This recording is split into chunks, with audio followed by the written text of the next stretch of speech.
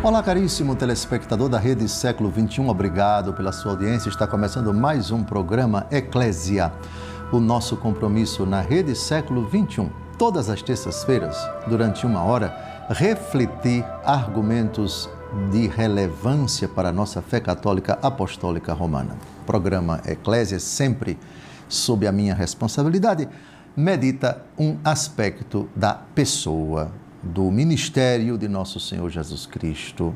É algo de Cristo, algo de Cristo. Hoje não é diferente. Qual é o argumento de hoje? Ele é interessante. Pode parecer não relevante, mas você vai perceber que é muito relevante. O argumento de hoje, o olhar de Cristo. O olhar de Cristo, sim. Jesus olhando. Claro que Deus, e Jesus é Deus com o Pai e com o Espírito Santo, Deus nos olha, Deus nos vê, Deus nos enxerga sempre. Não é nesse sentido que vamos falar. Vamos falar do Verbo encarnado. É claro que o Verbo encarnado, desde o dia em que ele nasceu, ele vê. Quando a criança sai do ventre da mãe e os seus olhinhos se abrem, ela já começa a ver. Certo? Mas vamos abordar uma outra questão. Vamos investigar aqueles textos da Escritura onde os evangelistas dizem Jesus olhou. E não é sempre que os evangelhos dizem isso. E isso tem um significado. Aliás, vamos despertar a atenção de vocês. Vocês sabiam que o olhar diz muito? Vocês sabiam que o olhar fala? Vocês sabiam que o olhar transmite uma mensagem sem que a boca se abra? Vocês sabiam que com o olhar você pode denotar amor? Você sabia que existe olhar de amor? Você sabia que existe olhar de carinho? Você sabia que existe olhar de indignação? Você sabia que existe olhar de raiva? Não é o caso de Jesus? E você sabia que certas pessoas conseguem compreender, vislumbrar na hora, olhar de desagrado? Não é o caso de Jesus. Muitas vezes o caso de Jesus, vamos ver, de desagrado sim, de indignação também. Vocês sabiam que existe o olhar de revolta? Vocês sabiam que determinados tipos de olhares, não é o caso de Jesus, são olhares de ódio? Você sabia que com o olhar você pode fulminar uma pessoa, como se estivesse fuzilando a pessoa? Você sabia que existe olhar de compaixão? Você sabia que existe olhar de misericórdia? Você sabia que existe olhar de ensinamento?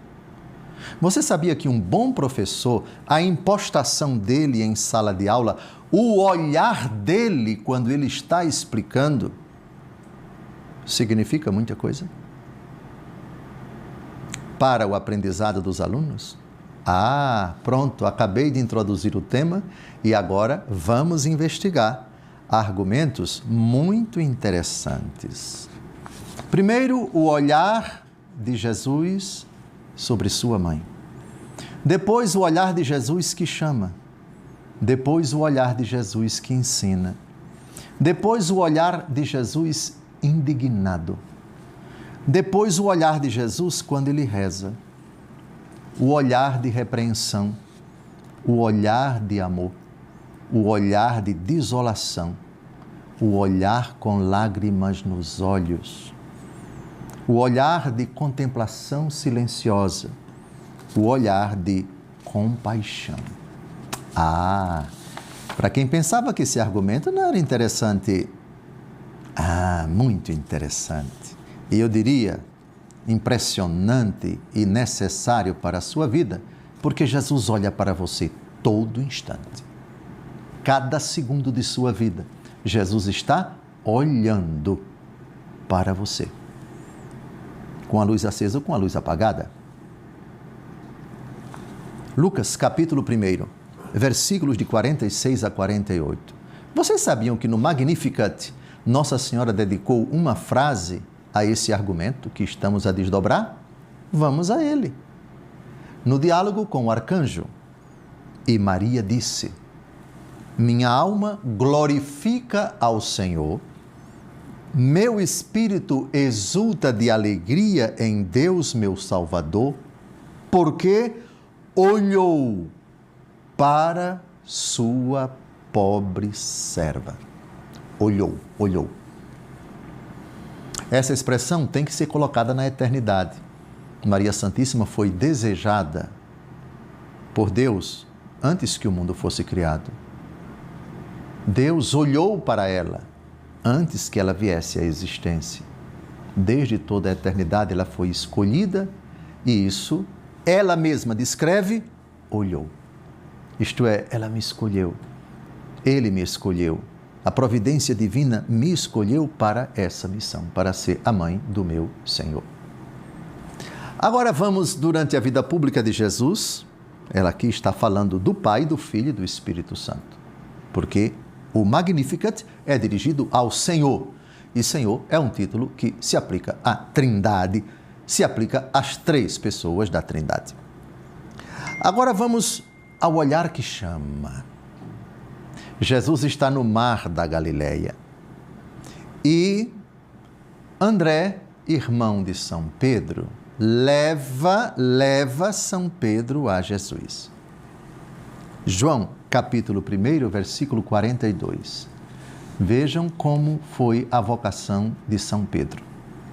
Levou a Jesus e Jesus, fixando nele o olhar, disse: tu és Simão, filho de João.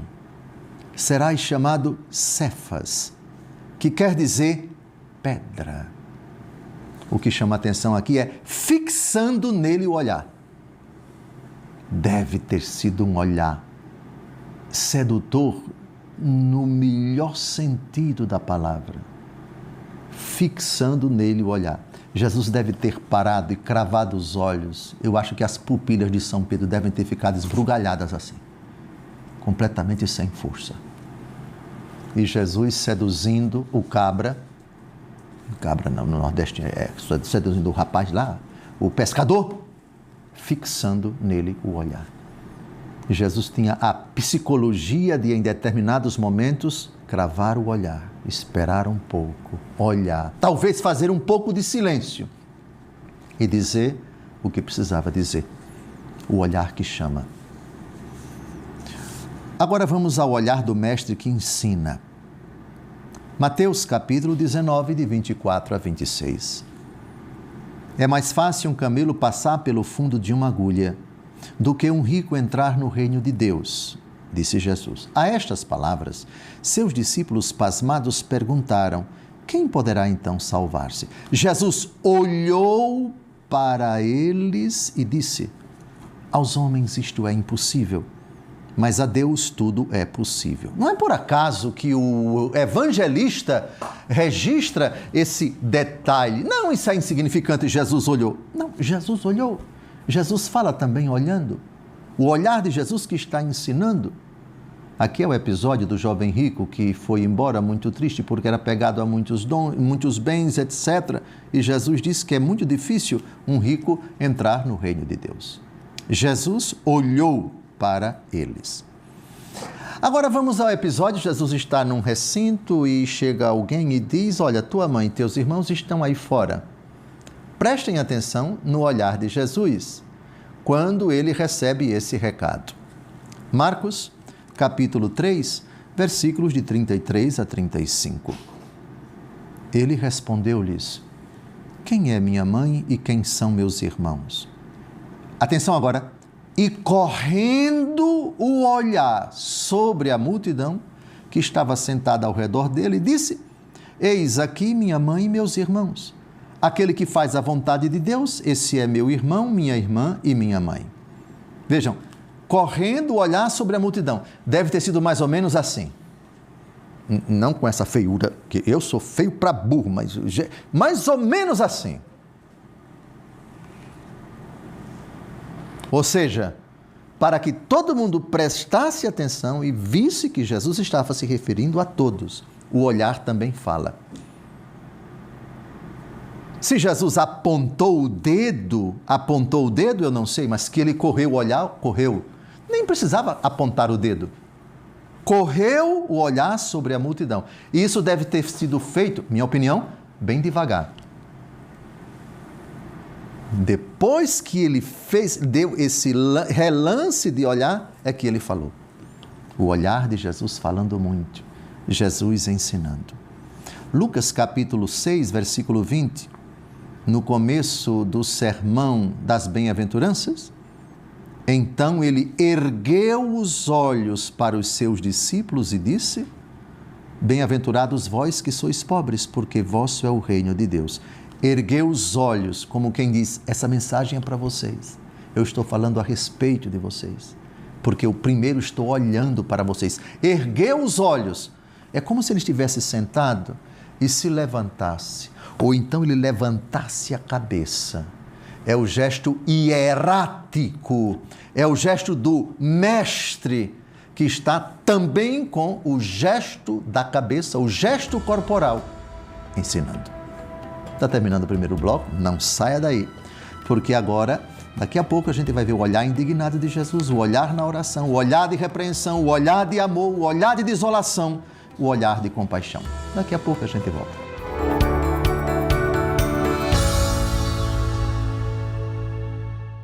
Olá, caríssimo telespectador da Rede Século XXI, obrigado por ter permanecido conosco depois desse primeiro intervalo. Está começando o segundo bloco, o programa Eclésia, debruçando-se sobre o argumento O Olhar de Cristo. Vimos no primeiro bloco o olhar sobre sua mãe, o olhar que chama a vocação de São Pedro. Jesus fixou o seu olhar nos olhos de Pedro, o olhar do mestre que ensina. Agora, vimos 3 textos. Jesus olhou para eles e disse, correndo o olhar sobre a multidão, ergueu os olhos para os seus discípulos. Agora vamos a um olhar nada agradável. Quer dizer, tudo de Jesus é agradável, mas para quem está no pecado, não é agradável, desagrada, incomoda. Mas Jesus está pouco ligando para isso, porque Jesus também tem na sua manifestação de visão recados indignados. Marcos capítulo 3, versículos de 4 a 5. Jesus está na sinagoga e Jesus em dia de sábado está curando uma pessoa. E os seus adversários estão ali e tal para censurá-lo, porque ele cura em dia de sábado e assim por diante. Esse episódio é conhecido. Então, lhes pergunta: é permitido fazer o bem ou o mal no sábado? Salvar uma vida ou matar? Mas eles se calavam. Agora vem o que interessa. Então, relanceando um olhar indignado sobre eles e contristado com a dureza de seus corações, diz ao homem: estende tua mão. Ele estendeu-a e a mão foi curada. Parece que esse episódio é na sinagoga, se não me engano. Bem, eu tenho quase certeza que sim, mas vou passar limpo isso mais adiante. É a idade que chegou. Eu tenho quase certeza que foi na sinagoga. Mas o que interessa aqui? Relanceando um olhar indignado sobre eles. Jesus deve ter feito uma cara de indignação. Eu nem consigo imitar. Quem sou eu para imitar o olhar indignado de Jesus? Mas vocês imaginem, o relancear para os desafetos dele, que estão todos ali. O olhar como quem diz: mas vocês são demais.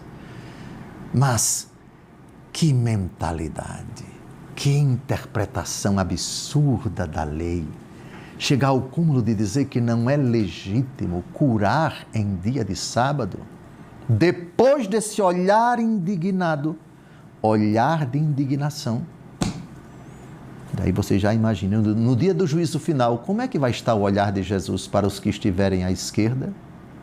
Vai ser o mesmo olhar de Jesus para os que estiverem à direita? Eu duvido. Serão 2 olhares. Muito bem, o olhar indignado. Agora vamos para o olhar de Jesus na oração. A gente reza não só com o coração, viu? A gente reza também com o corpo. A gente reza também com cada sentido do corpo, e a visão é uma das formas de você traduzir que você está rezando e rezando bem. E vou provar com 3 textos da Escritura. Marcos capítulo 6, versículo 41. Então tomou os 5 pães e os 2 peixes e, atenção, erguendo os olhos ao céu, abençoou-os, partiu-os e os deu a seus discípulos para que lhos distribuíssem, e repartiu entre todos os 2 peixes. Jesus abençoando os pães, que agora vão ser multiplicados, erguendo os olhos ao céu. Posso fazer um pedido à senhora, que costuma rezar antes de abençoar os alimentos? Em algum momento da oração, eleve os olhos para o céu, como Jesus. Isso também faz parte da oração, fazia parte da oração de Jesus, a bênção dos alimentos. É um pedido que eu lhe faço, pelo menos um segundo. Abençoai, Senhor. Assim, abençoai, Senhor, esse alimento que vamos receber. Imite Jesus, por favor. Segundo texto, Jesus está diante do túmulo de Lázaro e está fazendo uma oração. João capítulo 11, versículo 41. Levantando Jesus os olhos ao alto, disse: Pai, rendo-te graças porque me ouviste. Eu sei que me ouves, etc. Aí segue a oração pequena, depois da qual Jesus diz: Lázaro, vem para fora. O bonito aqui, tudo de Jesus é bonito. A oração sacerdotal de Jesus.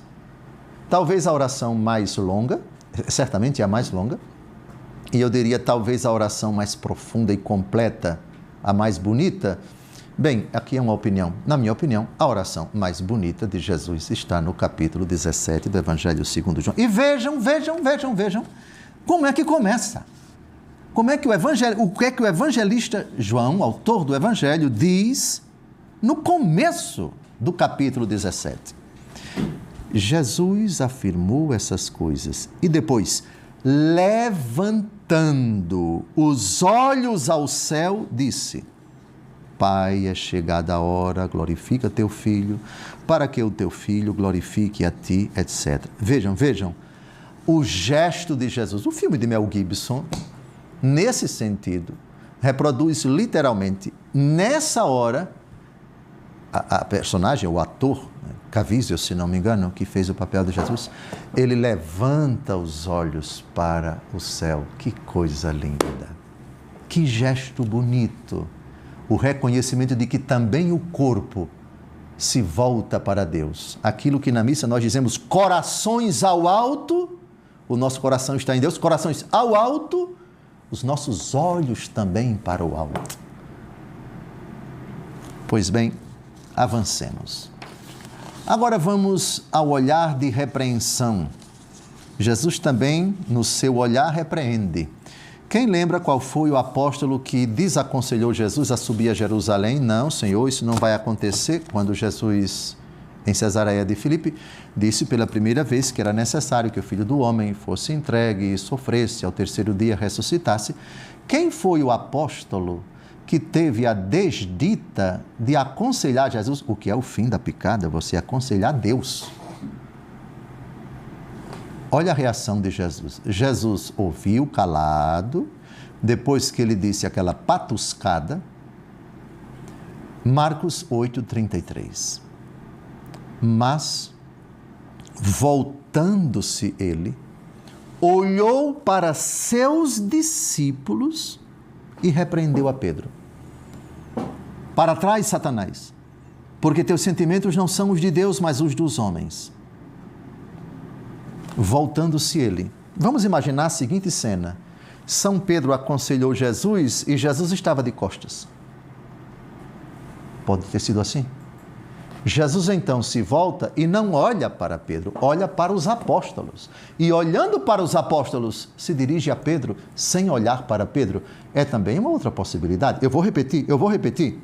Mas voltando-se ele, olhou para os seus discípulos e repreendeu a Pedro.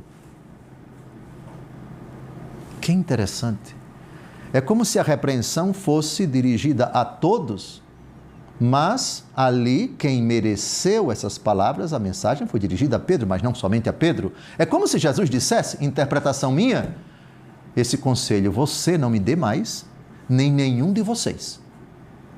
Ou seja, eu estou olhando para todos vocês porque eu quero que a repreensão que eu vou dar agora a Pedro na frente de todo mundo, já que Pedro me aconselhou na frente de todo mundo, então eu vou olhar para vocês. Olhou para os seus discípulos e se dirigiu a Pedro. Ou seja, vejam, imaginemos aqui nós temos no estúdio 3 pessoas. O Pedro, Caio e a dona Luciana. E alguém estivesse aqui. Eu então, a pessoa que me deu o conselho está aqui atrás de mim, eu olho para vocês 3, sem olhar para quem está atrás de mim. É uma possibilidade. Em todo caso, quando você olha para todo mundo e fala alguma coisa só para uma pessoa, qual é o entendimento? Eu quero que essas palavras fiquem bem claras para todos vocês, porque o que eu estou dizendo agora a respeito deste que me aconselhou é que ninguém me dê mais esse conselho. Por isso eu estou olhando para vocês. Estamos a 1 minuto, basicamente, do término desse bloco. O argumento está ficando realmente interessante. Ele é objetivamente interessante, porque o olhar de Jesus diz muito. A psicologia do olhar, em determinados momentos da nossa vida, ela nos fala tanto. Uma pessoa que chega num ambiente, o olhar dela muda. Você já percebe, e ela é um peixe fora d'água. O ambiente aqui não é para ela. Ou então, o olhar dela, ela se alegrou. O olho fica como o quê? Aberto, dilatado, porque enche os olhos aquele dito, aquela pessoa, aquela presença, aquela palestra, aquela palavra, o olhar. E pessoas que não podem falar muito, ou não querem falar muito, ou não gostam de falar muito, mas falam pelos seus olhares. O amor ajuda a gente a perceber, o seu olhar não me engana, o seu olhar não me trai, eu conheço você pelo olhar. Está terminando esse bloco? Daqui a pouco a gente volta.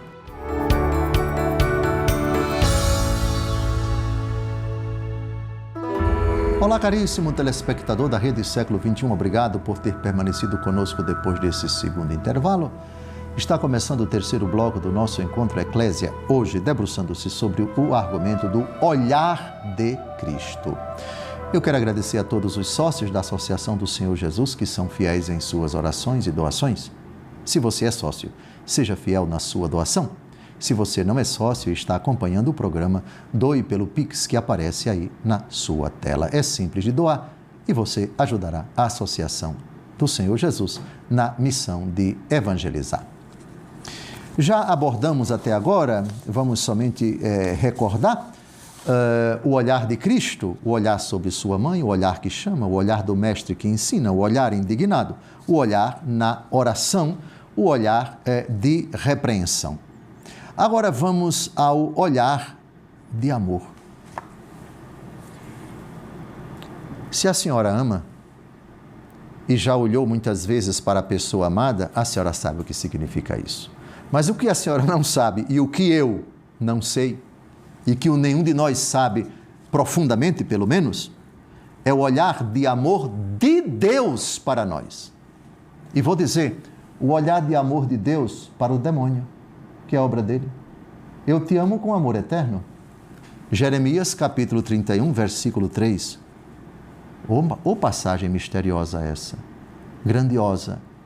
Deus ama, e ama aquilo que ele olha, e olha aquilo que ele ama, e o amor de Deus é eterno, e o olhar de Deus é amoroso. Agora vamos a algumas passagens, são três. São várias, mas eu escolhi 3, perdão. Marcos capítulo 10, versículo 21. O jovem rico, que se aproxima de Jesus. Só o evangelista Marcos registra isso. Jesus fixou nele o olhar, amou-o e disse-lhe: uma só coisa te falta.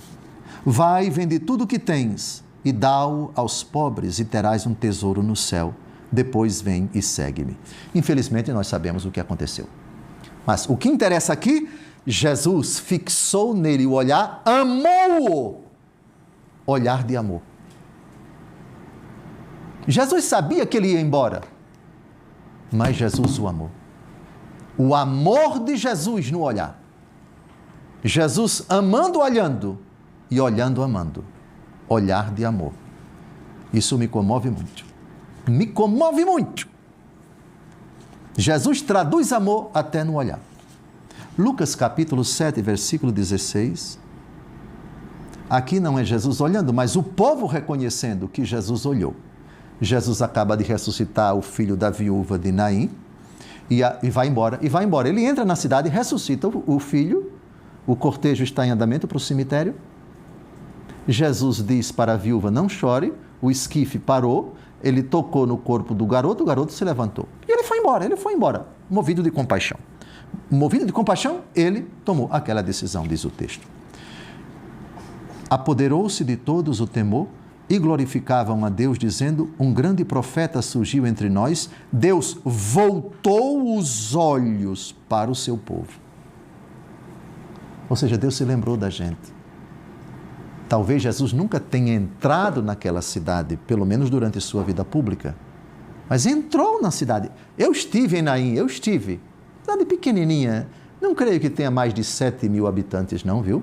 Pequena, hoje, 2024, quer dizer, eu fui lá há uns 4 anos, quero retornar. Cidade pequenininha. Deus se lembrou de nós. Deus entrou aqui na nossa história, tocou o corpo do filho da nossa querida conterrânea, ele voltou a viver. Lucas capítulo 19, versículo 5. Agora vamos, Jesus olhando para alguém que está num pé de pau, um sicômoro. Jesus está entrando em Jericó, está passando pela cidade, e um cobrador de impostos de baixa estatura subiu no pé de sicômoro para ver Jesus passar. Atenção, porque isso aqui já diz muita coisa. Jesus chegando, Lucas 19, 5. Jesus chegando Jesus àquele lugar, e levantando os olhos, viu-o e disse-lhe: Zaqueu, desce depressa, porque é preciso que eu fique hoje em tua casa. Levantando os olhos. Primeiro ele parou. Deve ter parado, perdão. Para dizer isso, Jesus não disse para Zaqueu que estava numa árvore caminhando. Houve um momento em que Jesus parou, levantou os olhos e dirigiu isso para ele. Eu acho que Zaqueu deve ter ficado surpreso, perplexo, felicíssimo, deve ter rido, deve ter respondido: com muito prazer, Jesus. Esse Jesus nunca me viu, nunca me dirigiu uma palavra e lançou um olhar para mim. Eu vou receber o Salvador na minha casa. Levantando os olhos. Isso é lindo, lindo, lindo, lindo, lindo. Agora vamos ao olhar de desolação. Marcos 10, 23. O mesmo jovem para o qual Jesus lançou um olhar de amor, Jesus olhou, fixou nele o olhar, amou-o. Lembra disso? Versículo 21.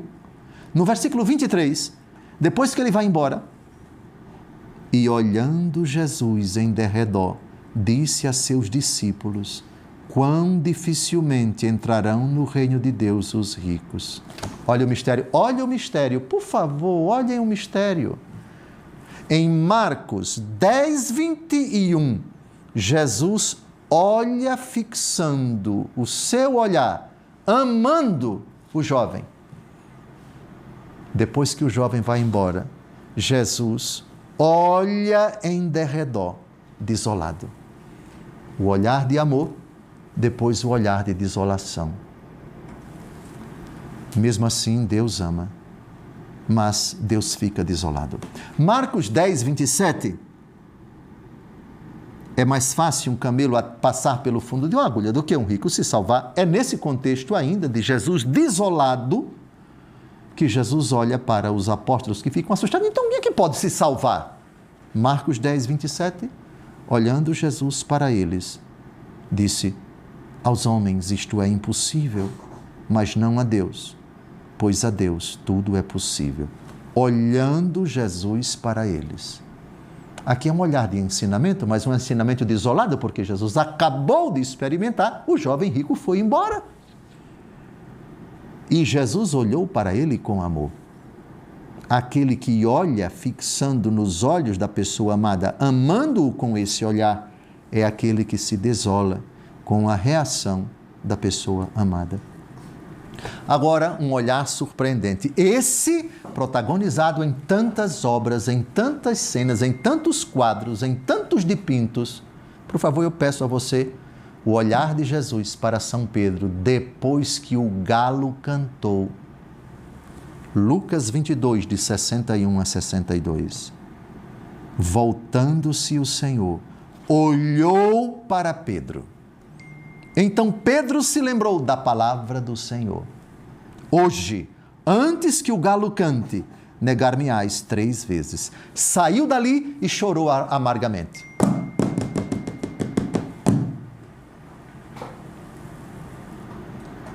Eu não vou negar, eu vou dar a minha vida pelo Senhor. Vai dar a vida por mim? Antes que o galo cante, você vai me negar 3 vezes. Vou não, Senhor, vou não. Vem as 3 negações, o galo canta e naquela hora, vocês imaginem a cena. O galo cantando e Jesus olhando para Pedro. E naquela hora, Pedro saiu e chorou amargamente. O olhar penetrante de Jesus, como quem diz: eu disse isso. Você acabou de me negar. Você me traiu. Você se envergonhou de mim. O olhar de desolação de nosso Senhor. Quem disse a você que o argumento não é relevante? É muito, muito relevante. Finalmente, temos ainda 2 textos. O olhar de contemplação no templo, um fato que é pouco explorado por nós. Vocês sabiam que certa feita Jesus entrou no templo, não tinha ninguém, ele ficou com os apóstolos em silêncio, Jesus só contemplando, silêncio, olhando para tudo. Não tinha ninguém no templo. Olhou, contemplou, depois foi para casa dormir. Casa, entenda-se, a casa de Marta, Maria e Lázaro, que é em Betânia. Jesus não se hospedava em Jerusalém, se hospedava em Betânia. Marcos, capítulo 11, versículo 11. Jesus entrou em Jerusalém e dirigiu-se ao templo. Ali, lançou os olhos para tudo que o cercava. Depois, como se já fosse tarde, voltou para Betânia com os 12. Oh, que gesto bonito de Jesus! Entrar no templo sem ninguém. Ficou lá até de noite, até tarde, contemplando, só olhando tudo. Ele estava rezando. Ele estava na casa do Pai, a casa onde ele gostava de estar. Atenção, lançou olhos para tudo que o cercava. Olhou as esculturas, olhou o Santo dos Santos, olhou o templo, o lugar mais sagrado de Jerusalém. Sozinho ali, só contemplando, só olhando, o olhar de Jesus no templo sagrado. Depois terminou de olhar, está tarde, Jesus, vamos para casa dormir. E Jesus foi. Também no templo, em Lucas 21, versículo 1, é dito que Jesus está olhando os ricos depositando suas quantias no cofre e aquela viúva aqui do seu óbolo, das suas 2 moedas. Terminamos esse 3º bloco, não saia daí. No último bloco, vamos tratar das respostas, mas ainda temos o olhar de compaixão sobre a multidão. Até logo mais.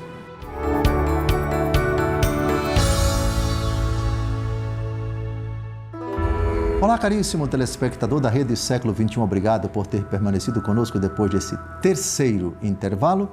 Está começando o nosso último bloco, o programa Eclésia, debruçando-se sobre o argumento, o olhar de Cristo. Nosso Senhor Jesus Cristo fiquei devendo a última citação que eu não apresentei, o olhar de Jesus de compaixão, o episódio da multiplicação dos pães e dos peixes. Eu citei, Jesus levantou os olhos para o céu e agradeceu a Deus. Ele abençoou os alimentos. Mas tem um outro olhar de Jesus, o olhar de compaixão sobre a multidão. Um evangelista diz que ele ficou tomado de compaixão porque eram como ovelhas sem pastor. Mas o versículo que eu escolhi é do quarto evangelho. Esse milagre é narrado também por São João. João capítulo 6, versículo 5. Jesus levantou os olhos sobre aquela grande multidão que vinha ter com ele e disse a Filipe: onde compraremos pão para que todos estes tenham o que comer? Levantou os olhos sobre aquela grande multidão. Então Jesus devia estar de pé e contemplou dos quatro cantos, isto é, deve ter feito um giro de pelo menos 180 graus e cheio de compaixão. Bem, então, só antes das perguntas, vamos sintetizar os olhares de Jesus ao longo de sua vida pública. O olhar sobre sua mãe, o olhar que chama, o olhar do mestre que ensina, o olhar indignado, o olhar da oração, o olhar de repreensão, o olhar de amor. Inclua-se também o olhar de Jesus sobre a hemorroíça, o olhar de Jesus sobre a mulher flagrada em adultério, onde Jesus manifesta amor, compaixão. O olhar de desolação, o olhar de contemplação no templo, o olhar de compaixão. Agora, vamos responder as perguntas. Primeira pergunta: o olhar de Cristo também curava? Sem dúvida alguma, o olhar de Jesus é o começo da cura. Chamai-o, disse Jesus quando ele parou depois que o cego Bartimeu: Jesus, filho de Davi, tem piedade de mim, tem piedade de mim, tem piedade de mim. O olhar de Jesus para quem não enxergava Jesus. O que é que você quer? Que eu fique curado? Tá bem, Jesus curou e ele ficou liberto daquela chaga que ele não era cego de nascença. Bartimeu ficou cego depois. O olhar de Jesus e o poder de Jesus. O olhar de Jesus é a primeira realidade que cura. Temos também uma prova no tempo da igreja de que, por meio dos apóstolos, Jesus curava com o olhar. Sim, é verdade. Vocês lembram do episódio de Pedro e João que sobem no templo para rezar e ali na porta, chamada Formosa, se encontrava um coxo de nascença com a mão estendida? Por favor, Atos 3. Versículos de 3 a 4. Quando ele viu que Pedro e João iam entrando no templo, implorou a eles uma esmola. Pedro fitou nele os olhos, como também João, e disse: olha para nós. Ele os olhou com atenção, esperando receber deles alguma coisa. Pedro, porém, disse: não tenho nem ouro nem prata, mas o que tenho eu te dou. Em nome de Jesus Cristo Nazareno, levanta-te e anda. Olha para nós.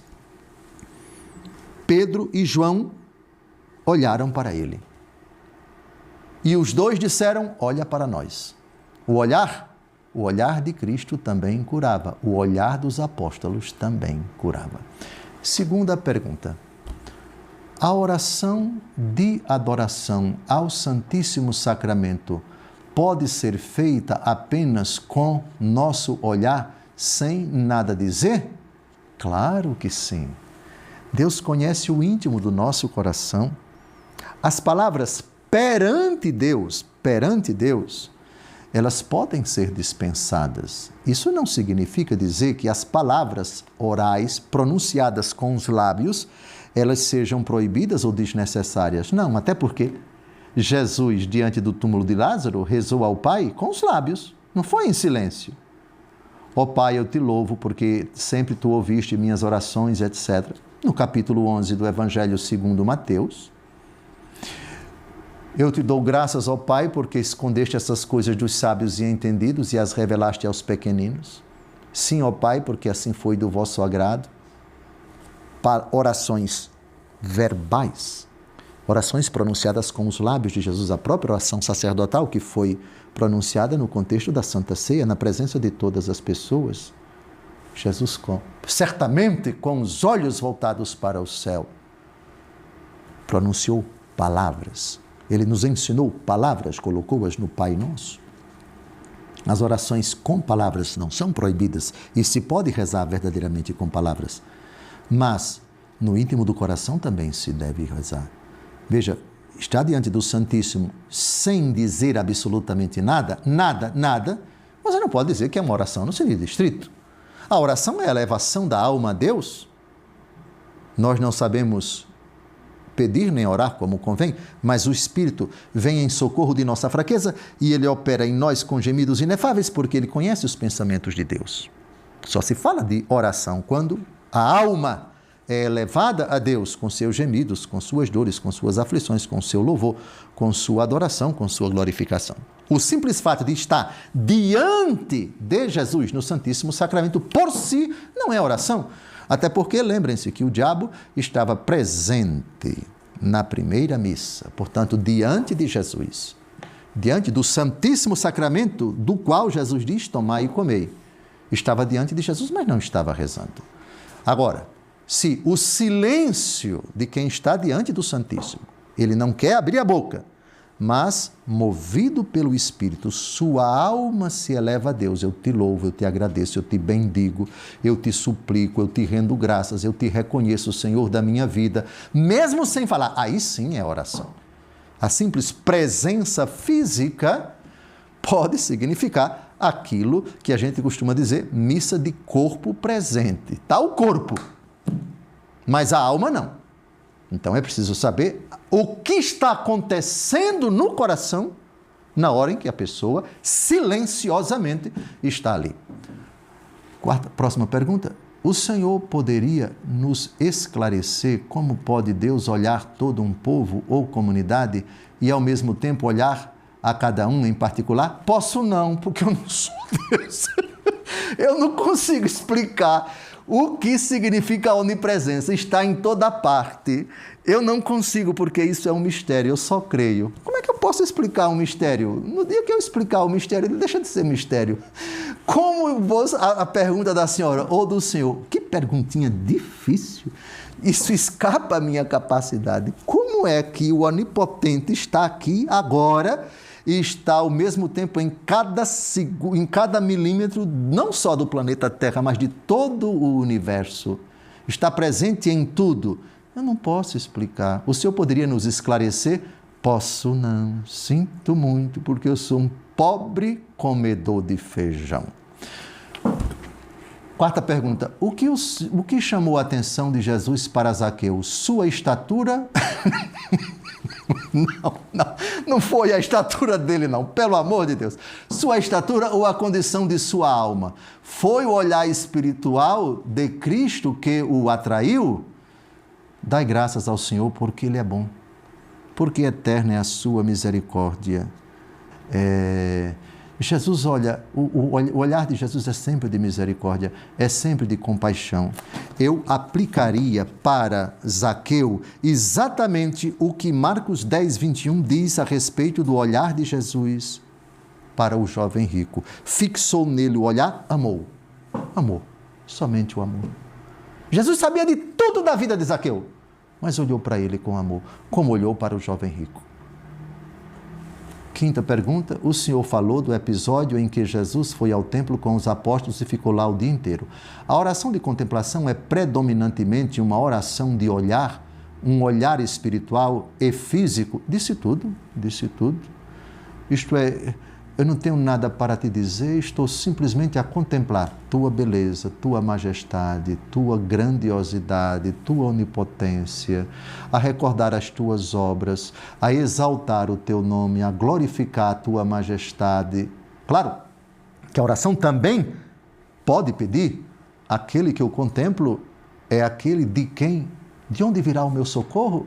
O meu socorro vem do Senhor que fez o céu e a terra. Aquele que não dorme nem cochila, que é o guarda de Israel, diz o Salmo 120. Sim. um olhar espiritual de pura contemplação. Jesus é Deus e, enquanto tal, está no seio do Pai. Mas ali, na condição de Verbo encarnado, ele contempla a casa do Pai.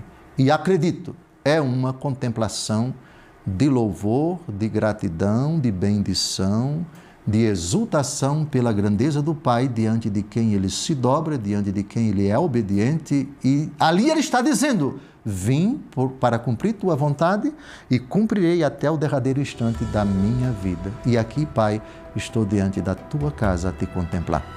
Já terminando o nosso encontro, que o seu olhar se identifique sempre com o olhar de Cristo e que Cristo lance sempre sobre você um olhar de amor.